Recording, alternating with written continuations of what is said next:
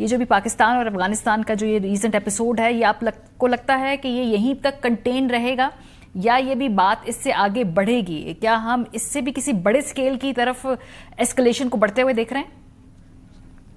Ji Maria, thank you very much. देखिए, इस वक्त मैं तो समझता हूं कि it is not very easy दोनों ममालिक का आपस में इस मामले को हल करना। एक तो स्पॉयलर्स आर ऑलरेडी इन, वो जो ऑफ कोर्स अफगानिस्तान को, नॉट अफगानिस्तान बट तालिबान को इतने जल्दी बैठ के मामलात को हल करते हुए नहीं देखे। लास्ट टाइम भी हम दोनों ममालिक के जो अपने डायरेक्ट या बायलैटरल मैकेनिज्म्स हैं कॉन्फ्लिक्ट मैनेजमेंट के, या कह लें या जो भी लिंकेजेस है, वो वीक है जी। इसलिए हमें भी तीसरे मुल्कों का सहारा लेना पड़ा, और कतर इन्वॉल्व हुआ, तुर्की इन्वॉल्व हुआ, China, Saudi Arabia, friends involve हुए, लेकिन हम किसी नतीजे तक नहीं पहुंच सके। तो अनफॉर्चुनेटली मैकेनिज्म्स आर वीक। इस वक्त हमारे कोई bilateral mechanisms are not good. जब थर्ड पार्टी इन्वॉल्व होगी तो उसके बाद, और अफगानी भी, तालिबान भी इतने जल्दी कि वो चीजों को अंडरस्टैंड करेंगे, ये होता हुआ भी नजर नहीं आता, क्योंकि उनकी प्रायोरिटी नहीं है अफगानिस्तान, ना अफगानिस्तान के लोग प्रायोरिटी है, ना उनके कोई नेशनल ऑब्जेक्टिव्स हैं। तो इस वक्त तो वो ब्रूज भी होंगे, कंफ्यूज भी होंगे, वो अपनी अना को भी थोड़ा सा बहाल करना चाहेंगे। फिर एक स्ट्रक्चर्ड स्टेट होना चाहिए, तो वो विन विन सिचुएशन पे कुछ मिड कोर्सेज निकाल लेती है। अब जैसे इंडिया पाकिस्तान का हुआ, इंडिया चीख रहा है कि जी नहीं, ट्रंप साहब ने नहीं करवाया, हालांकि यहाँ पे वो उनके सिक्योरिटी एडवाइजर भी यहाँ पे बात करना चाह रहे थे हमारी मिलिट्री पॉलिटिकल लीडरशिप के साथ, यहाँ तक वो नीचे गए होते, लेकिन लोगों को नहीं पता। फिर बैक चैनल्स हैं, अभी आई डोंट नो, इफ्तिखार शायद बेहतर बता सके कि हमारे बैक चैनल्स कितने इफेक्टिव हैं बिटवीन अफगानिस्तान एंड पाकिस्तान, लेकिन मैकेनिज्म्स नहीं है, थोड़े फार अपार्ट है।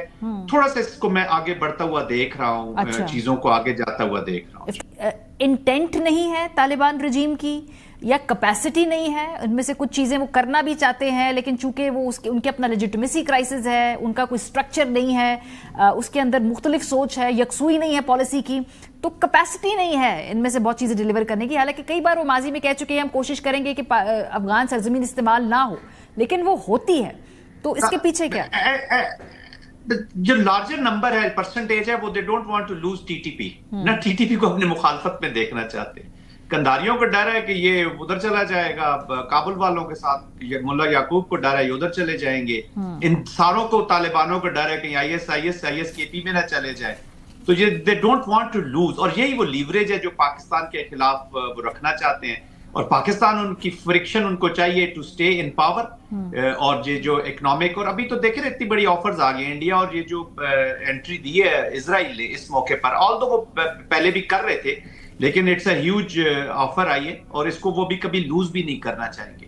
सेकेंडली, जैसे मारिया मैंने पहले कहा, इनके कोई नेशनल ऑब्जेक्टिव्स तो है नहीं ना, ये तो तालिबान के अपने ऑब्जेक्टिव्स हैं, फिर सब ग्रुप्स के अपने ऑब्जेक्टिव्स हैं। इट्स अ कॉम्प्लेक्स वेब, ये इतना आसान नहीं है। दो स्ट्रक्चर स्टेट्स के आपस में मामलात नहीं है।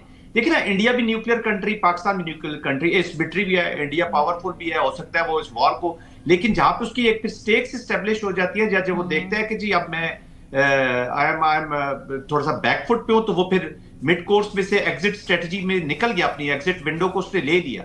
तो Taliban have nothing to lose, वो उनको एग्जिट विंडो में क्या पड़ा हुआ है? स्पेक्ट्रम ऑलरेडी इलीगल स्पेक्ट्रम की उनको ज्यादा तकलीफ है बंद होने की, as compared to any other objectives. तो बाकी तो उनका कोई पॉलिटिकल वो चीज ऐसी नहीं है जिसको वो इतने रिगरसली परसू कर रहे हो।